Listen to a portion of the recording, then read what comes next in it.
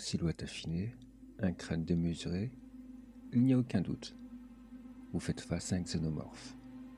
Caché dans l'ombre, la créature vous observe, vous analyse, cherchant le meilleur moyen de vous attaquer. C'est le prédateur parfait, un tueur sans défaut. Mais c'est quoi un xénomorphe ?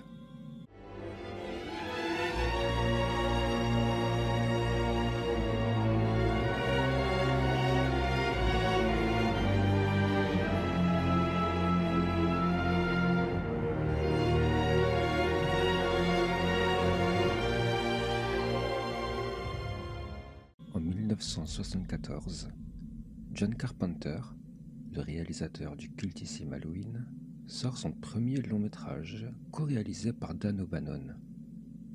Un film d'étude portant le titre de Dark Star, une comédie spatiale suivant 4 astronautes dont la mission est de détruire des planètes instables. Le monstre du film, qui n'est qu'un gros ballon de plage qui me donne envie d'aller faire bronzette, est fait avec le moyen du bord. O'Bannon, qui était également acteur, co-scénariste, monteur, enfin bref, un couteau suisse du cinéma, est très déçu par l'aspect fauché du film et surtout par l'alien qu'il trouve totalement ridicule. Quelques années plus tard, après avoir mûrement réfléchi, il souhaite reprendre Dark Star, mais en mieux, avec un véritable monstre qui glacera le sang des spectateurs. Il s'associe à Ronald Shusett, qui travaillait sur l'adaptation du roman Souvenir à vendre, qui deviendra plus tard Total Recall, et Dark Star change de titre pour devenir Memory. Après une ébauche de scénario, O'Bannon doit mettre le projet en pause. Il vient d'être engagé sur le tournage du film Dune d'Alejandro Jodorowsky. Il emménage à Paris et travaille durement pour offrir un visuel de qualité aux côtés de H.R. Giger, un célèbre illustrateur suisse spécialisé dans la SF. Mais le film est annulé et le projet tombe à l'eau. Fauché et à la rue, O'Bannon retourne à Los Angeles où il est hébergé par Shusett. L'écriture de Memory peut reprendre sous le nom de Star Beast. Inspirée de l'univers de Lovecraft, l'histoire de Star Beast raconte le périple d'un équipage spatial se faisant décimer par une créature extraterrestre.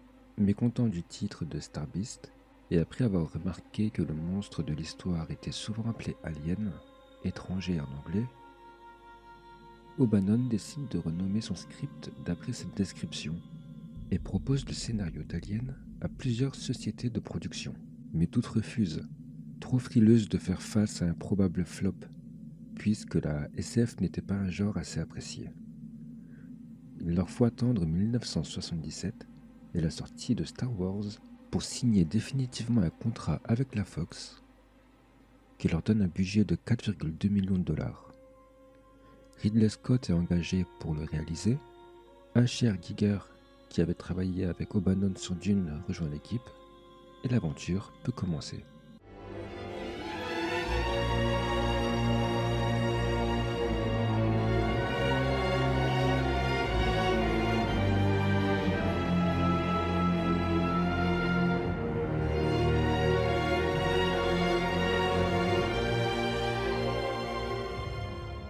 Trouvant son inspiration dans un tableau du Necromonicon nommé Necronome 4, peint par nul autre que Giger, Ridley Scott décide de faire de l'alien une créature fine, rapide, agile, le total opposé du ballon de Dark Star, et souhaite surtout le dévoiler petit à petit pour instaurer une ambiance mystérieuse. Giger passe alors 7 mois à travailler sur une statue taille réelle du monstre, basée sur les mesures de Bolaji Badejo, un jeune Nigérien de 2,08 m et à la silhouette incroyablement fine que Scott a rencontré dans un bar. Un costume est fait sur mesure pour Badejo, qui est engagé pour incarner la créature à cause de son physique hors norme, et le tournage peut commencer.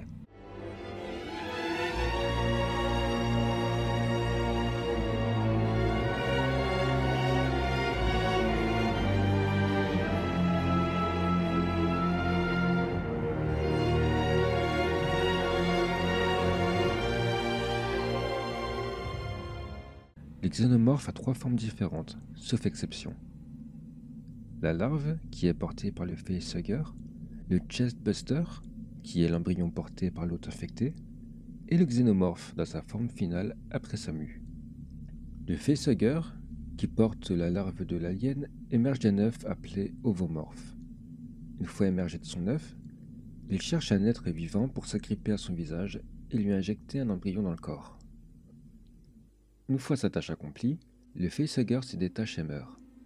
C'est impossible de le décrocher puisqu'il resserre son étreinte autour du cou de sa victime en l'étranglant et son sang agit comme de l'acide.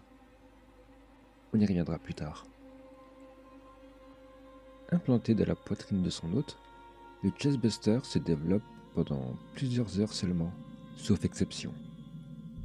Lorsqu'il termine son développement, et après avoir absorbé l'ADN de son hôte, le chestbuster se fraye un chemin à travers sa cage thoracique et s'enfuit dans un recoin isolé pour continuer son évolution vers la phase adulte, via plusieurs mues sur une période de plus ou moins 10 jours.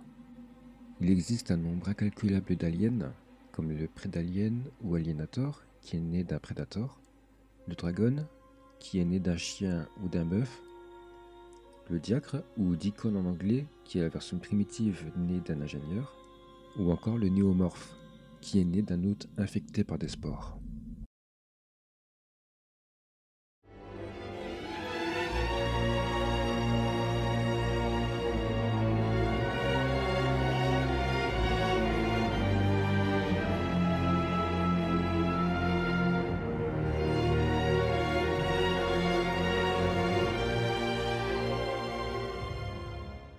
Bien que Prometheus voulait être une histoire à part dans le monde d'Alien et soulever des nouvelles questions sur la création, Savoir pourquoi ils nous ont créés pour commencer. Et moi, vos semblables m'ont créé pourquoi? Parce qu'on pouvait. on a droit à quelques informations assez intéressantes sur les xénomorphes dans une scène particulière, des fresques. On y voit des mains de xénomorphes tenant un ovomorphe, un diacre entouré d'ingénieurs se faisant incuber par les facehuggers. En bref, le film montre que l'espèce a été créée par les ingénieurs. Pourtant, dans le film Alien Covenant, qui se déroule 11 ans plus tard, il est dit que c'est l'androïde David qui a créé les premiers aliens. Du coup, on sait qui l'a créé? La réponse est dans la novélisation des films.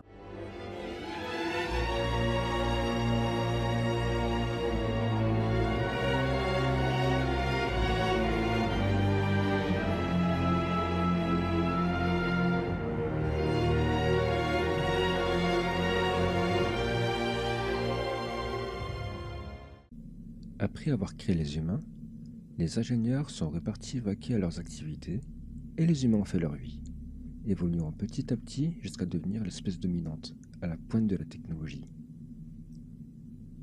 Grâce à cette technologie, les hommes se mettent à faire leur propre création, les androïdes. Des intelligences artificielles omniscientes qui peuvent parler toutes les langues du monde et sont quasi éternelles. En soi, c'est une création supérieure à ce qu'ont fait les ingénieurs, et ça ne leur plaît pas. Dans un excès d'orgueil, ils décident de détruire la vie humaine et se penchent sur la création de nouvelles espèces qu'ils utiliseront comme armes. Au début, il y avait des spores infectant un hôte et donnant naissance à des néomorphes. Le problème, c'est que ces créatures sont éphémères et ne vivent que 24 heures. Vient ensuite le liquide noir, un parasite qui infecte le corps d'un hôte, donnant naissance au premier facehugger qui ne tarde pas à dénicher un hôte. Mais l'alien est un prédateur, une machine à tuer. Les ingénieurs se mettent en route pour la planète Terre, mais leur nouvelle créature aura raison d'eux. Après les événements du film Prometheus, l'androïde David, l'omniscient qui à son tour souhaite créer la vie parfaite, se rend sur la planète des ingénieurs et les tue. En visitant cette nouvelle planète, il tombe sur des ovomorphes fossilisés qui jonchaient ici et là, ainsi que des œufs remplis de spores. En fouillant un peu, David trouve le cadavre d'un facehugger. Il se lance alors dans diverses expériences pour améliorer ses formes de vie, et son projet reste en pause jusqu'à l'arrivée de l'équipage du Covenant. Un de ces nouveaux facehuggers incube un humain, et de cet humain sort le premier nouveau xénomorphe. Celui que nous connaissons, à peu près. qui a créé l'alien, les ingénieurs, et David les a perfectionnés pour en faire le prédateur parfait.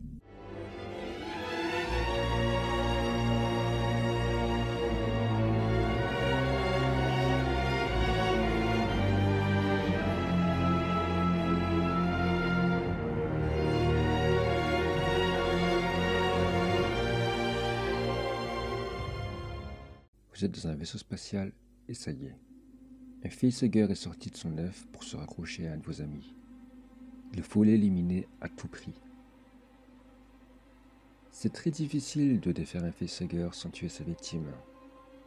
Mais on sait que le téflon résiste à l'acide.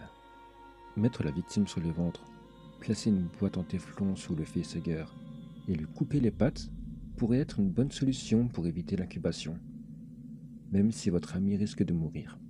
En plus, les combinaisons spatiales sont renforcées en téflon, donc vous en avez sous la main. Bon, c'est trop tard et le Cheesebuster est sorti. On l'a vu plusieurs fois, l'alien peut saigner et être blessé par balle. Rien de tel que renforcer le sol d'une pièce vide avec du téflon, faire du bruit pour attirer le xénomorphe et le massacrer avec de l'artillerie lourde. Et si on n'a rien de tel, réussir à le brûler avec du plomb fondu comme dans Alien 3 ou le jeter dans le vide spatial, c'est suffisant.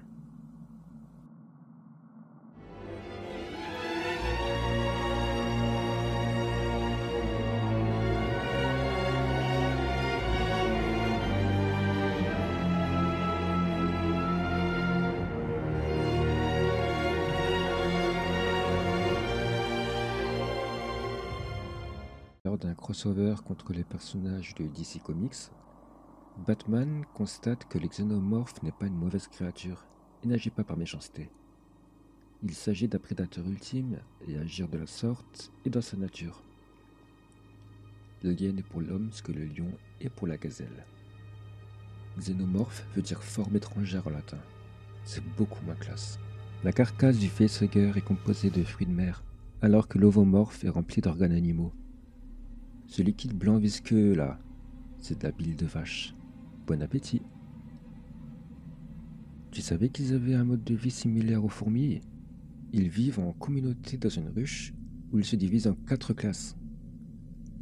La classe des drones qui est ouvrière, la classe des guerriers qui s'occupe de la capture des hôtes à parasiter, la classe des prétoriens qui a la charge de la protection royale, et la classe royale constituée de la reine pondeuse et du roi combattant.